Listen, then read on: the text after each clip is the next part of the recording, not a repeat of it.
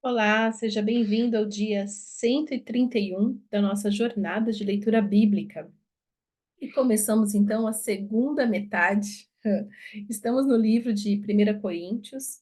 Para hoje são os capítulos 4, 5, 6 e 7, e também o Salmo 65. E o que eu quero falar com vocês está especificamente no capítulo 7, que a partir do verso 1 nós lemos: Quanto aos assuntos sobre os quais vocês escreveram, é bom que o homem não toque em mulher. Mas, por causa da imoralidade, cada um deve ter sua esposa e cada mulher o seu próprio marido. O marido deve cumprir os seus deveres conjugais para com a sua mulher, e da mesma forma a mulher para com o seu marido. A mulher não tem autoridade sobre o seu próprio corpo, mas sim o marido. Da mesma forma, o marido não tem autoridade sobre o seu próprio corpo, mas sim a mulher. Não se recusem um ao outro, exceto por mútuo consentimento e durante certo tempo, para se dedicarem à oração. Depois, unam-se de novo, para que Satanás não os tente por não terem domínio próprio. Digo isso como concessão e não como mandamento. Gostaria que todos os homens fossem como eu, mas cada um tem o seu próprio dom da parte de Deus, um de um modo, outro de outro.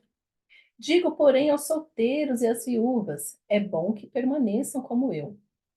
Mas, se não conseguem controlar-se, devem casar-se, pois é melhor casar-se do que ficar ardendo de desejo. Aos casados dou este mandamento, não eu, mas o Senhor, que a esposa não se separe do seu marido. Mas se o fizer, que permaneça sem casar, ou então reconcilie-se com seu marido. E o marido não se divorcie da sua mulher. Aos outros eu mesmo digo isto, não, Senhor. Se um irmão tem mulher descrente e ela se dispõe a viver com ele, não se divorcie dela. E se uma mulher tem marido descrente e ele se dispõe a viver com ela, não se divorcie dele.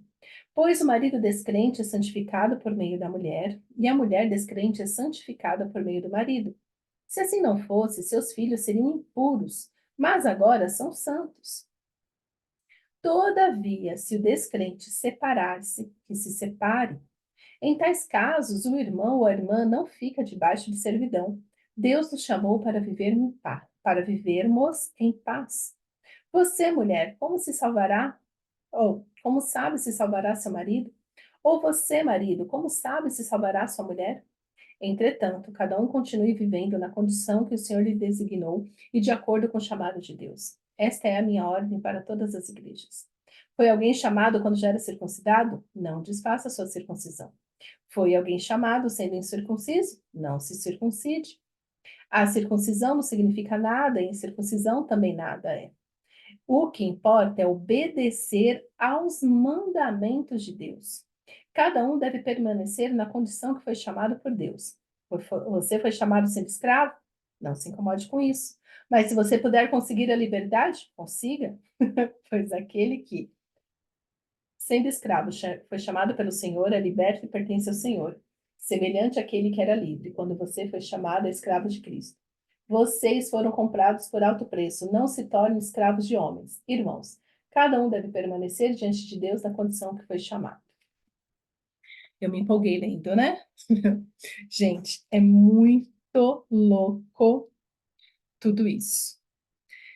Eu comecei a ler aqui e pensei, por que, Senhor, que eu fui separar justo essa porção para conversar aqui com vocês? É muito difícil, é muito difícil. Na verdade, é muito simples, mas as pessoas complicam tudo.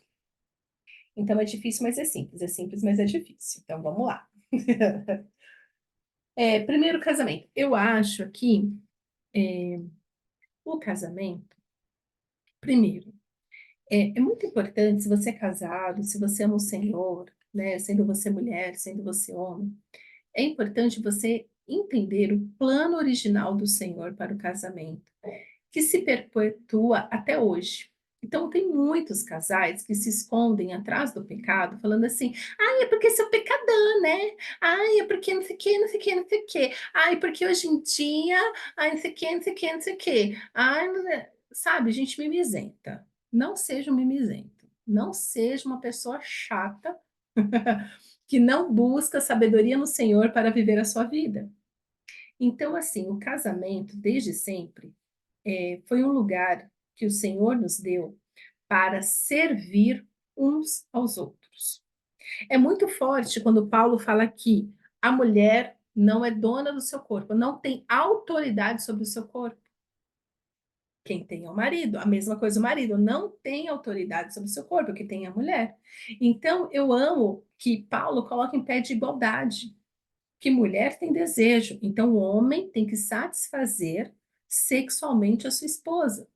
O marido também sente desejo, então a mulher tem que satisfazer.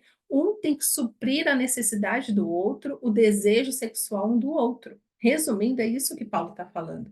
Então, essa falácia de que só o homem sente desejo é mentira. É mentira, a mulher também sente.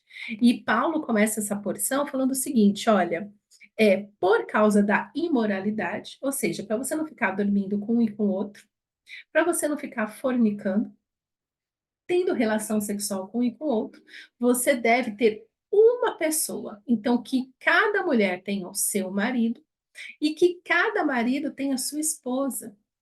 Por que que tem tantas famílias hoje, tantos casais hoje, alienados um da necessidade do outro? Porque ao invés de olhar assim para o outro e falar assim, eu estou aqui para satisfazer as suas vontades, os seus desejos. Lógico, gente, com decência e ordem, né? Presta atenção também com quem você casou, tá? Isso aqui não é uma permissão para pecado, para ir para casa de swing, essas coisas. Não. Desejo do dia a dia, né? Servir um ao outro no dia a dia. Então, quando Paulo fala isso, ó, cada mulher tem o seu marido, cada marido tem a sua esposa, e cada um tem por obrigação, segundo o Senhor, satisfazer o outro. E ele fala: quando vocês decidirem não ter relacionamento sexual, por motivo de uma consagração, de mais tempo de oração e tal, né? E que seja de comum acordo. Então, se você vai entrar num propósito com o Senhor, o seu marido, a sua esposa tem que estar em concordância de, olha, por esse tempo vamos vamos realmente nos privar disso, do relacionamento sexual. Mas por tempo limitado, porque para que Satanás não me tente. Tem um filme, deixa eu ver se eu lembro o nome. O nome, se eu não me engano, é Um Divã para Dois. Que é a história já de duas pessoas são casadas há trocentos anos, tem filho, tem neto, tem tudo. E a esposa pede para leva o marido para fazer terapia. E é interessante que lá pelas tantas na terapia, o que que o terapeuta vê? Que eles não dormem mais juntos. E tudo começou um dia, ele falou assim, o marido, né, falando para a esposa, eu tô sentindo muita dor nas costas, não sei o que, nananã, eu vou dormir no outro cômodo. Só que ali ele ficou um dia, 2 dias, 3 dias, e se passaram anos. E a esposa não aguentava mais aquele distanciamento emocional do marido. Por quê? Porque eles não tinham mais relação, eles já eram idosos, só que ela ainda tinha, né, lenha para queimar e ele já não tinha mais, essa confusão. E eu fiquei muito reflexiva quando assisti esse filme, porque reflete exatamente isso que Paulo está falando. Se o seu cônjuge tem uma necessidade, você tem que buscar supri-la. Entendeu? Então, assim, vocês mulheres, para com essa palhaçada de homem tem mais necessidade que a mulher. Não tem, os dois foram feitos, tanto que Paulo coloca os dois em pé de igualdade.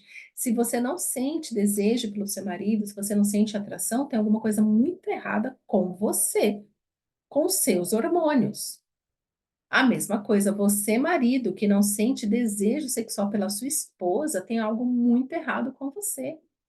Se você tem que ficar imaginando outras coisas para poder ter ali no momento, algum momento, tem algo muito errado neste casamento.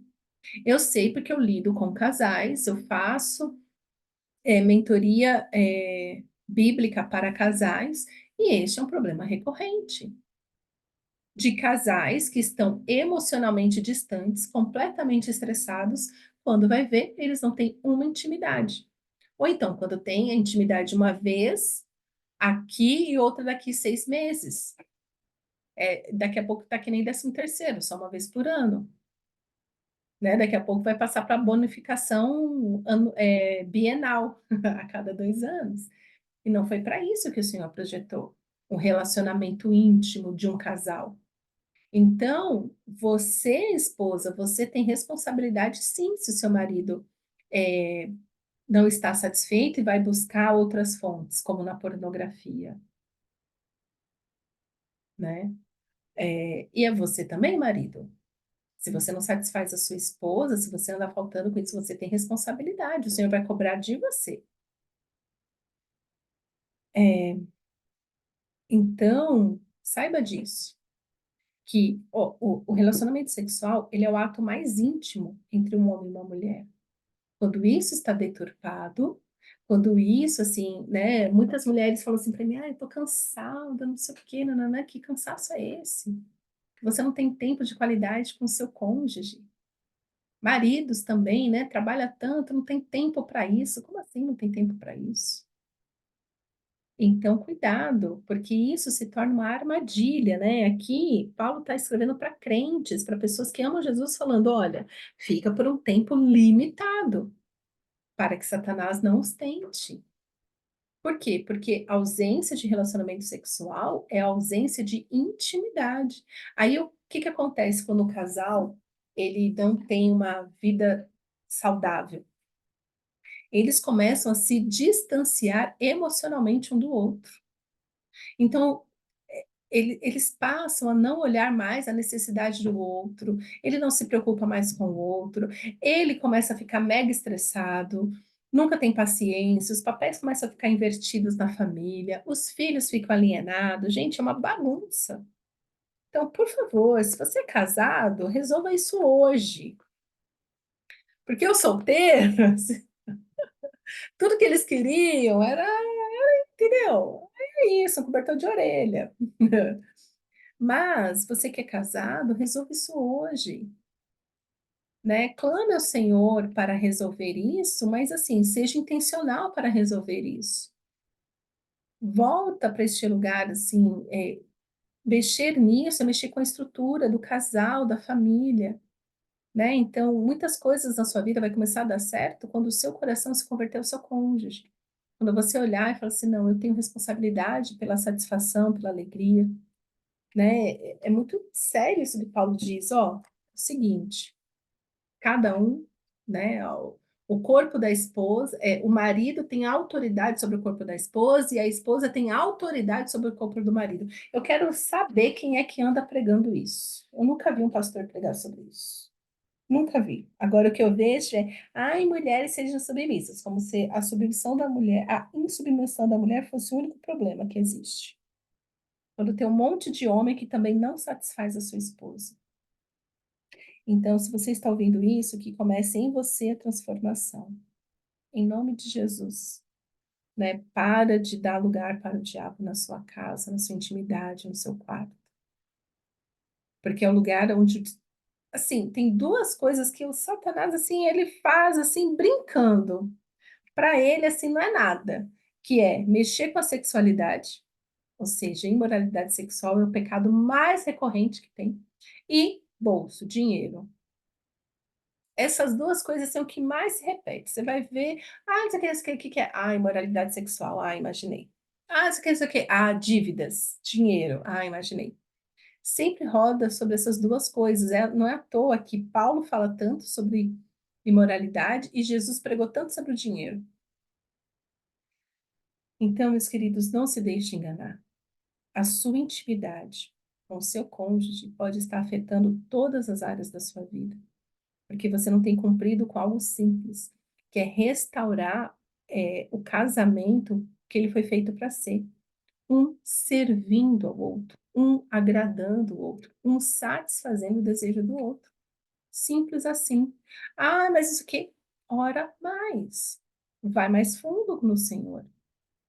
Mas a partir do momento que você casou, você tem sim o direito de ser satisfeito e a obrigação de satisfazer, ou seja, o direito de ser servido, mas a obrigação de servir. É para isso que serve o casamento. Amém? Então eu oro para que haja o quê? Renovo nesta casa, avivamento neste leito conjugal, e que vocês obedeçam, obedeçam, por amor ao Senhor, sabe? Coloque o seu casamento, sua vida sexual diante do Senhor, e fala, Senhor, não tá legal, então, Senhor, pode melhorar. Me mostra o que que eu preciso mudar para que as coisas mudem nessa casa. A mudança começa em você que está ouvindo isso. Então, que você vá aproveitar o que há de melhor no casamento e busque 100% da sua satisfação no Senhor, né? Ao mesmo tempo que você tem que satisfazer o seu cônjuge e também ser satisfeito, existe uma satisfação que você precisa ter no Senhor, no coração mesmo de Deus, buscar contentamento no Pai. E todas as outras coisas lhe serão acrescentadas. Amém? Pai, obrigada pela tua palavra. Senhor, eu oro pelos casais neste momento, casais que esfriaram, casais que já passaram da lua de mel e agora não conseguem mais nem realmente ter um toque, um carinho, um abraço. Restaura, Senhor, o amor, a intimidade nessas casas.